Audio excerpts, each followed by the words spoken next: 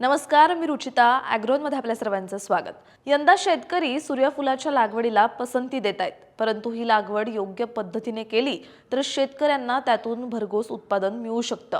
पण काय आहे ही लागवड पद्धत पाहूयात आजच्या या व्हिडिओमधून. त्यामुळे व्हिडिओ शेवटपर्यंत नक्की बघा. पहिले तर उन्हाळी सूर्यफुलाच्या लागवडीसाठी मध्यम ते भारी आणि पाण्याचा चांगला निचरा होणारी जमीन निवडायची आहे. सूर्यफुलाची लागवड आम्लयुक्त आणि पाणथळ जमिनीत लागवड करू नये. यानंतर आपण पेरणीची माहिती घेऊयात. उन्हाळी सूर्यफुलाच्या पेरणीची योग्य वेळ फेब्रुवारीच्या पहिल्या पंधरवड्यात असते. ही पेरणी करताना मध्यम खोल जमिनीत 45 बाय 30 सेंटीमीटर आणि भारी जमिनीत 60 बाय 30 सेंटीमीटर अंतर घ्यायचं आहे. तसंच संकरित आणि जास्त कालावधीच्या वाणांची 60 बाय 30 सेंटीमीटर अंतरावर पेरणी करायची. साधारण पेरणी 2 चाड्याच्या पाभरीने करावी, म्हणजेच बी आणि खत एकाच वेळी पेरता येतं. याशिवाय बियाणं ही 5 सेंटीमीटर पेक्षा जास्त खोल पेरू नये. तर बागायती शेतामध्ये पिकाची लागवड सरी वरंब्यावर टोकन पद्धतीनं करायची.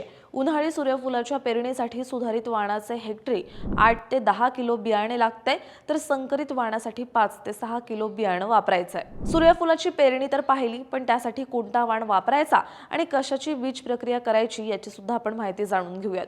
उन्हाळी सूर्यफुलाच्या पेरणीसाठी सुधारित वाणामध्ये फुले भास्कर, भानू, SS56 या वाणांची निवड करायची आहे. तर संकरित वाणांमध्ये KBSH 44, फुले रविराज, MSFH17 या वाणांची निवड करावी.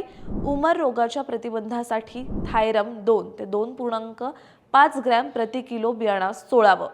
त्यानंतर ॲझेटोबॅक्टर आणि स्फुरत विरघळणारे जीवाणू खत 25 ग्रॅम प्रति किलो बियाणास पेरणीपूर्वी लावावं. आता येऊयात आपण पिकाच्या खत व्यवस्थापनाकडे. शक्यतो उन्हाळी सूर्यफुलासाठी माती परीक्षणाच्या शिफारसीनुसार खतं द्यावीत. साधारणतः बागायती पिकासाठी हेक्टरी नत्र 60 किलो, स्फुरत 30 किलो आणि पालाश 30 किलो या प्रमाणात द्यायचं आहे. यापैकी अर्ध नत्र म्हणजेच 30 किलो आणि स्फुरत व पालाशची संपूर्ण मात्रा पेरणीवेळी द्यावी आणि उरलेलं नत्र म्हणजेच 30 किलो नत्र हे एका महिन्याच्या आत पहिली खुरपणी झाल्यावर द्यायचं आहे. यासोबत गंधकाची कमतरता असलेल्या जमिनीमध्ये हेक्टरी 20 किलो गंधक पेरणीच्या वेळी गांडूळ खतातून द्यायचं आहे. तुम्हाला ही माहिती कशी वाटली हे कमेंटमध्ये नक्की सांगा आणि तुम्हाला कोणते वेगळे विषय ऐकायचे असतील तर तेही आम्हाला सुचवा. आम्ही तुमचे विषय तुमच्यापर्यंत घेऊन येऊ. अशाच शेतीविषयक आणि नवनवीन माहितीसाठी ॲग्रोवनला सबस्क्राईब आणि फॉलो करायला विसरू नका.